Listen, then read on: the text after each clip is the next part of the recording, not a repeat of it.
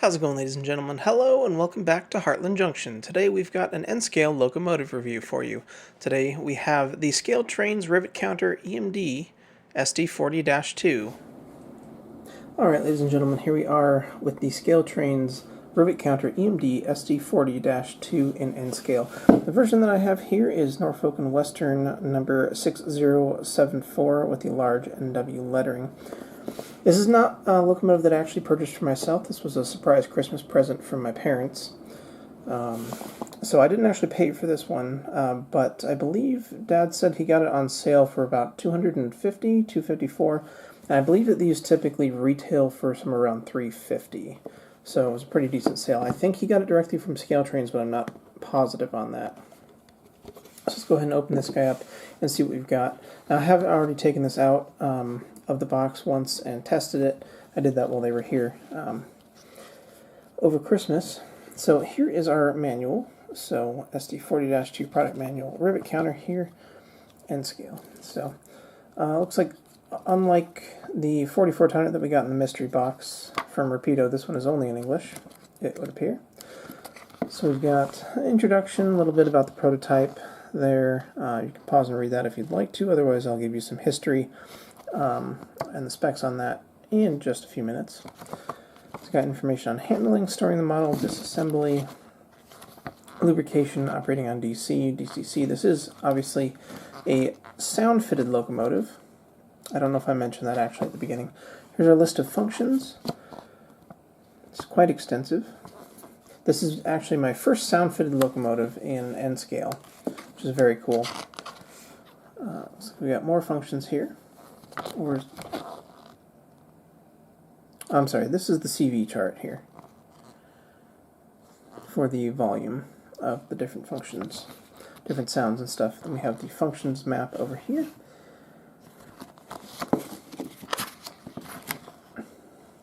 Programming notes and some other basic information, which I will check out more on my own. But now let's go ahead and take a look at the locomotive here. So we got very similar packaging to what you find in HO with a quality locomotive. You got foam in the box and then the block of ice plastic packaging. This is the only N-scale locomotive that I currently own that came in this type of packaging. At least as far as my American stuff goes. I think I have one or maybe two British N-scale locomotives that came in this type of packaging. But anyway, let's go ahead and slide this guy out of here. Pop this open and get get your first look at the locomotive. I've already obviously seen it, so removing the plastic here. You gotta be very careful because this does have a lot of detail on it, including on the bogies here. Gotta be very careful removing the little foam inserts from the handrails so that we don't damage the handrails.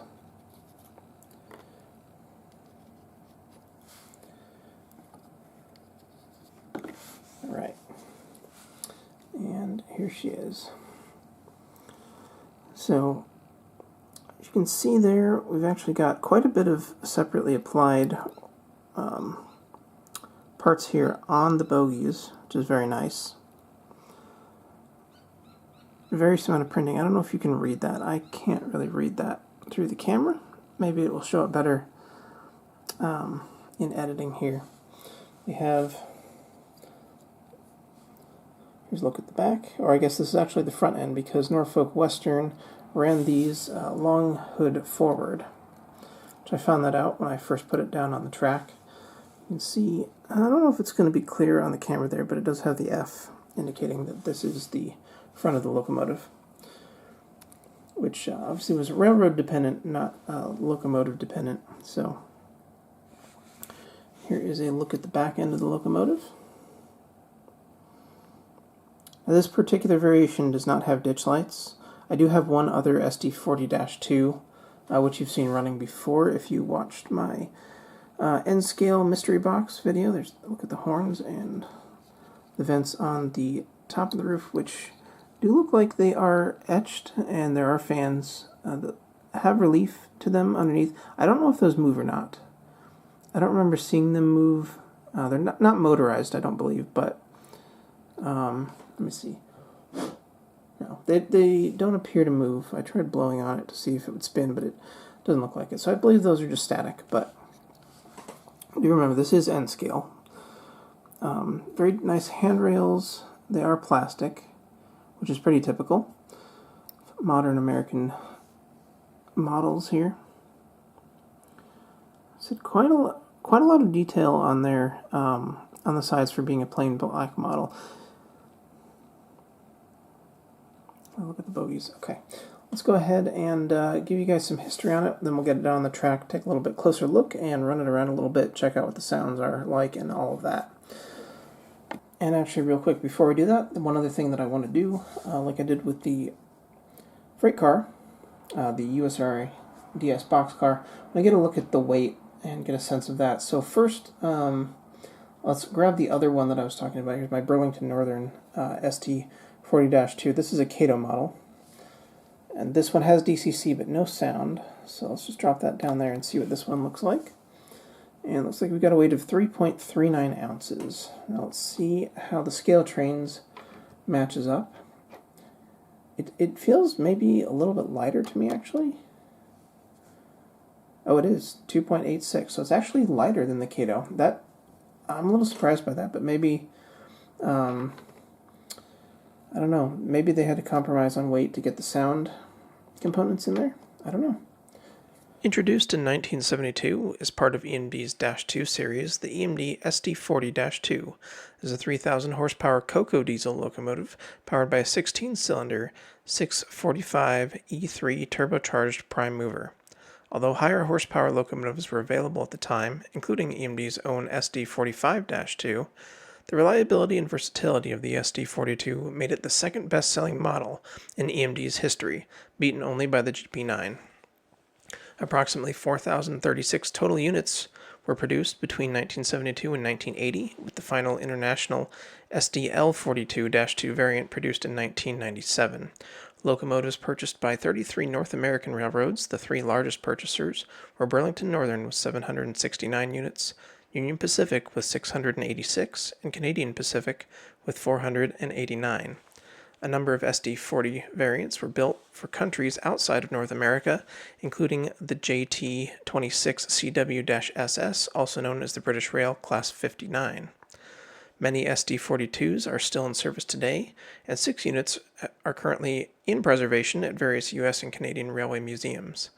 My example, Norfolk and Western number 6074, was built in February of 1975, remains in service today under Norfolk Southern ownership. So we've got the locomotive on the track. I'm going to point out some of the detail parts. I'm not going to try to pick everything out. It's going to be a little bit hard to see on an all-black model here. But all of this detail here down in the bogies, very impressively, it's all got a good amount of relief. I'm pretty sure that all of these pieces are separately fitted. Again, I'm not very familiar with the prototype of a lot of American locomotives, so I'm not entirely sure what the function is of a lot of these. I'm assuming it has to do with the braking. If you know, let me know down in the comments here. But yeah, compared to the Kato model, which I have next to it, everything here just has so much more relief. It's bigger. Everything is obviously very, very fine looking parts here. If we slide this guy out of the way and take a look at the Kato model as a comparison, for example, you can see that these little bits are still represented, but they're just part of the molding on this guy. This is one of the nice things, I guess, about the rivet counter locomotive here. The windows are also noticeably smaller on this model than they are on the Kato. I don't know if that's a variation in the tooling specifically, or if that's a prototypical variation between the two different models. Obviously one being Burlington Northern, one being Norfolk Western, but that is something that I did notice. The horns are in a different place, and they are much bigger on this locomotive as well. Again, that could very well just be a difference in road name, but I'm not entirely sure. We also have the bell on the back end of the locomotive here, which is not present, as far as I can see, on the Burlington Northern Kato model. I can't actually see it anywhere on the model. So that's another thing I noticed. And then also, let me move the camera here again. Sorry. here on the back of the locomotive. All these little handrails are all individually separately fitted. I believe that they are also metal parts. It's nice. This detailing again is present on the Kato model, but it is just part of the molding. Something else that's very nice about this model as compared to the Kato and others that I have, these couplers are much nicer quality. I think they are just plastic couplers, but compared to the ones that come on the Kato, they are much nicer. I believe that they are similar to, if not identical to, the ones that I have on my one Atlas locomotive here. Just a closer look at that. So yeah, they're a lot more similar to the Atlas couplings, although they do look a bit more robust. They've got a little bit more detail to them as well. And then once again, like I mentioned earlier, the grills and the fans here just look just so much better than they do on the Kato model. Right, let's go ahead and power up the locomotive and take a look at some of the sound functions that we have here.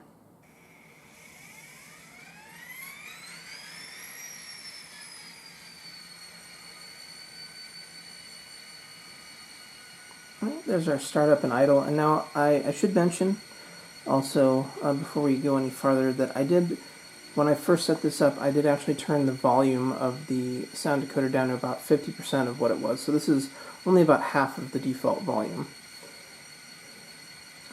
Something else, I don't know if you can see it, if it's coming through well enough on the camera or not, but the number boards are actually lit up by default. So I'm going to turn the headlight on. Nice bright LED headlight there. Alright. Let's hear the bell.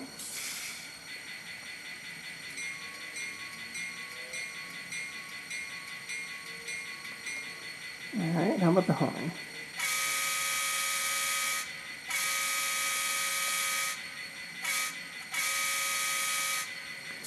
Not bad.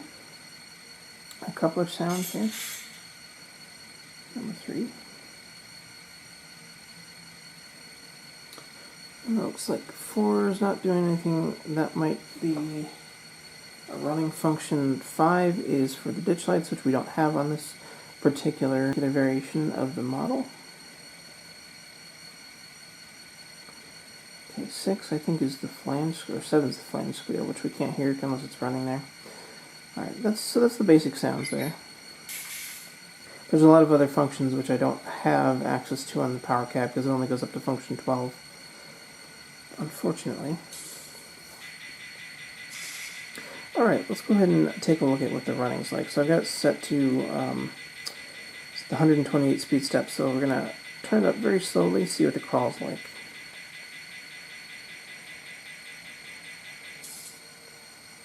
There's speed step 1. Can't get any slower than that. A bit faster.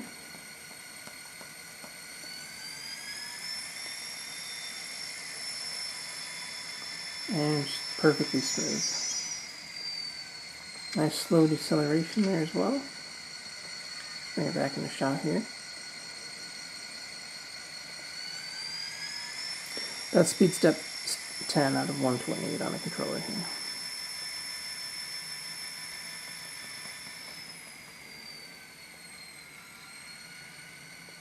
Alright, yeah, nice and smooth. Now I did test this very briefly when my folks were here because they got it for me. I wanted to get it out and play around with it a little bit, but I have not given it a proper run-in yet. So we're going to go ahead and set it off around the track. We'll do the typical 30 minutes in each direction. Once it comes back, we will hook it up to some rolling stock and give it a run around the layout here a little bit. So let's set it to about 50 and... Oops, wrong direction. Set it off around the layout.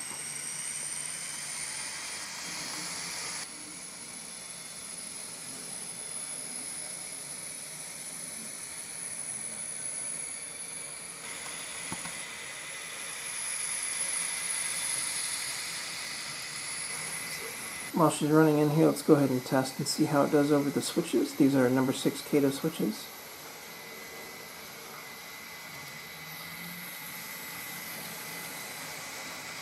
Flawless.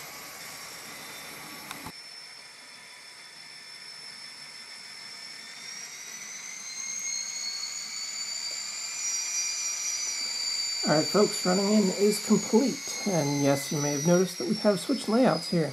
We are on my miniature N-scale test layout, so we're going to go ahead and couple this guy up to some rolling stock now and run it around the layout here. Hopefully we don't have too many issues. The track work is not the best on here, and it hasn't been cleaned in quite a while, so we'll see how it does. Let's go ahead and see if we can get a successful coupling here. Let me just bring the car in shot.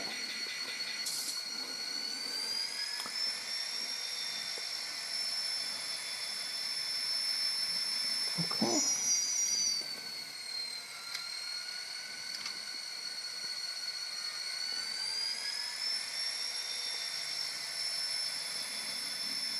Alright, we are successful. We'll go ahead and run this guy around the track. And then on the inside line I have my Kato SD40-2 Burlington Northern, also pulling a short freight train here.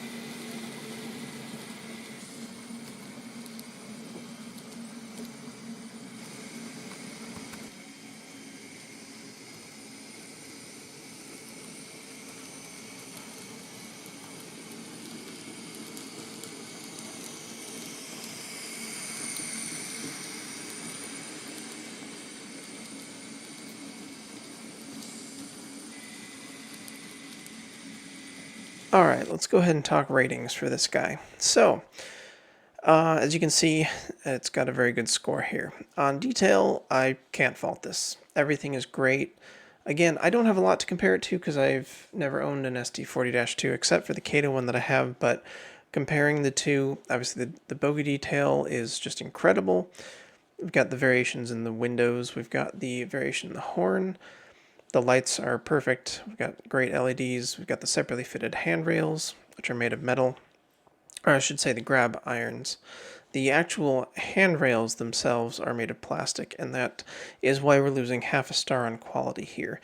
Now, I know it's pretty industry standard, both in N scale and HO scale for American trains, to have plastic handrails these days because they are obviously quite a bit much finer than the metal ones that we used to have back in the day. And I don't know if this necessarily needs to be the case, given that we have the separately fitted, smaller metal handrails on the back end of the locomotive and things like that. The ones that were fitted to this model out on closer inspection were actually a little bit wonky. They're not straight, they're a little bit warped.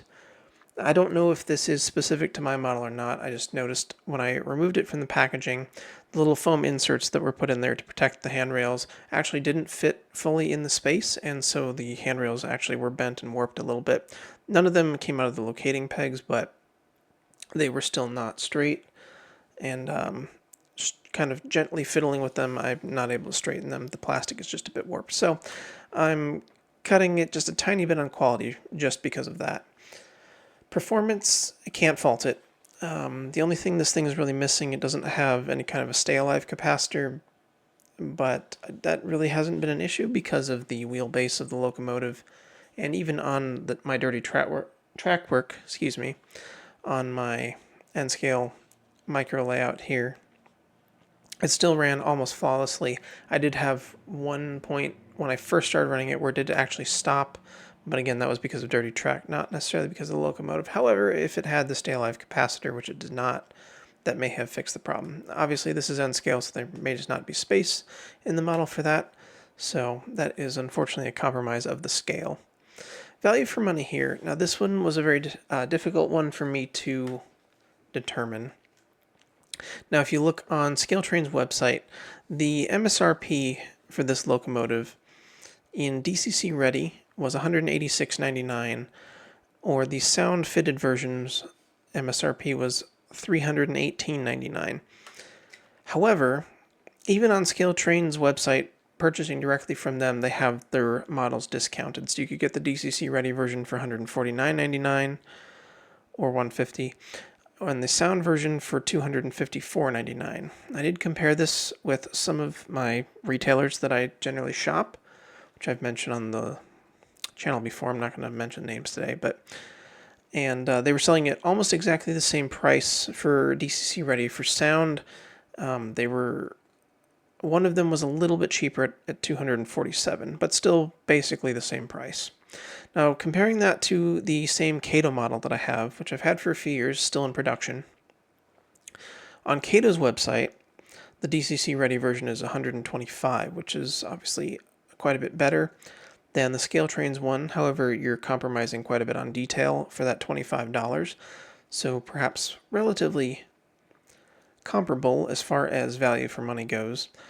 They do offer a DCC non-sound version at $225, and then their sound-fitted version at $325, which is significantly higher than ScaleTrain's, only about $7 or $8 at MSRP. However, looking at the retailers, you can get the sound-fitted version for about $250, which is basically the same as the ScaleTrain's one. However, the DCC ready version from the same retailers is selling for around $85.99, which is significantly cheaper than the ScaleTrain's one.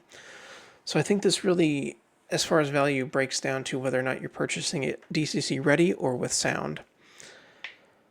Again, for DCC ready, this is a much worse value than something like the Kato. Obviously, the price difference there, almost $65, $70 for the slightly less detail that you get on the Kato version is an astronomical amount. For that, I would probably drop the value down quite a bit more, but I'm looking at the DCC sound model, and so comparing that with something like the Kato, it's about $5 more expensive than the Kato, and you get significantly more detail.